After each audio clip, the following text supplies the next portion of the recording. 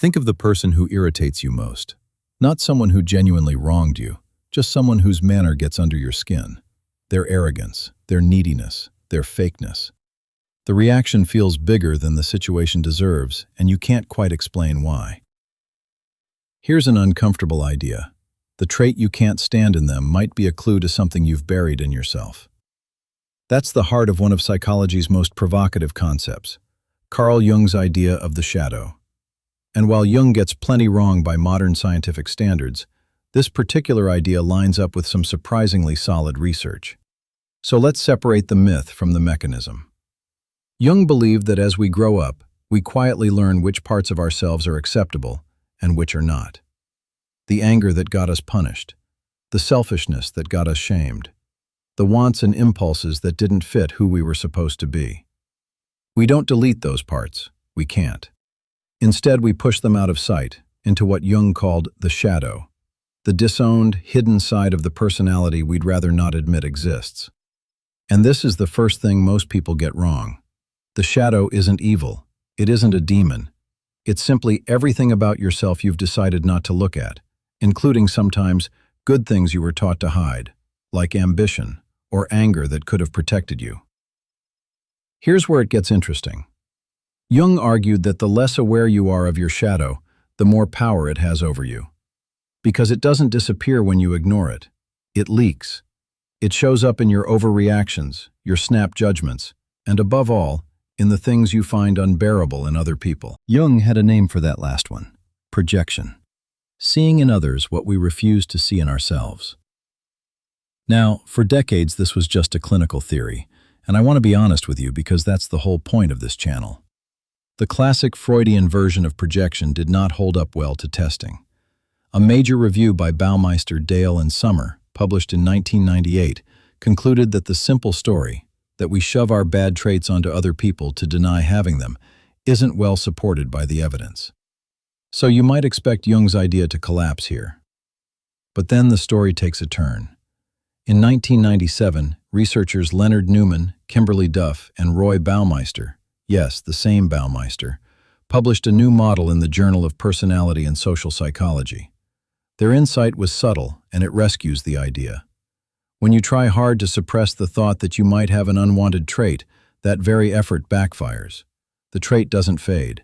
It becomes more mentally accessible, not less, and you start noticing it everywhere in other people.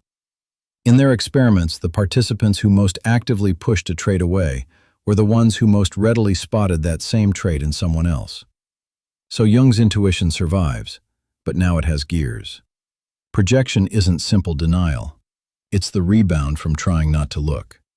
And that rebound has a famous experiment behind it. In 1987, psychologist Daniel Wegner asked people to do one simple thing: don't think about a white bear. Predictably, they couldn't.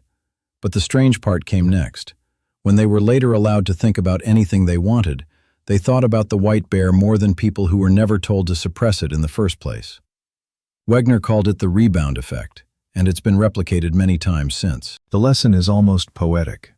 What you refuse to look at doesn't quietly vanish. It waits, and it gets louder. This is why the shadow matters in ordinary day-to-day life, not just in a therapist's office. Living as though parts of you don't exist isn't free. It costs you something.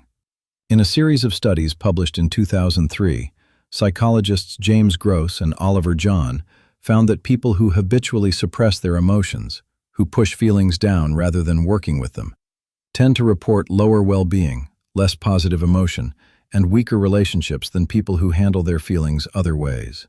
And research on authenticity, including a widely used 2008 scale developed by Alex Wood and his colleagues, links living in tune with your real self to higher self-esteem and greater life satisfaction. The pattern is consistent across all of it. The energy it takes to keep a part of yourself locked in the dark is energy you don't get to use for actually living. Now, the honest caveat. Jung's shadow is not a measured scientific object the way blood pressure is. It's a metaphor, a strikingly useful map of the inner world, but one that came from clinical observation, not controlled experiments. And plenty of Jung's broader ideas, like the collective unconscious, remain genuinely contested. What's remarkable is that the specific machinery the shadow describes, disown a trait, suppress it, then see it magnified in others at a cost to yourself, maps cleanly onto findings that have actually been tested and replicated. Jung gave us the story. Modern psychology gave us the gears. So what do you actually do with your shadow? Here's the counterintuitive part. The goal was never to defeat it. You can't amputate a part of yourself. You've just seen what suppression does. Jung's word was integration, not acting out every dark impulse, not pretending it isn't there, but bringing it into the light long enough to understand it. The arrogance you hate might be confidence you never let yourself have. The neediness that repels you might be a need you've refused to name. Meeting your shadow doesn't make you worse. It makes you more whole, and strangely, easier to be around, because you stop quietly handing it to everyone else. You can start with one small question. The next time someone irritates you out of all proportion, pause and ask, what exactly am I reacting to here? And is there any trace of that in me? You won't always like the answer. That's rather the point. In the next video, we'll go further. How to actually meet your shadow, step by step. If this gave you a new way to look at yourself, subscribe to Thoughtline, where we explore why you think, feel, and behave the way you do, always backed by real research. And tell me in the comments, whose trait gets under your skin? Be honest, your shadow might be listening.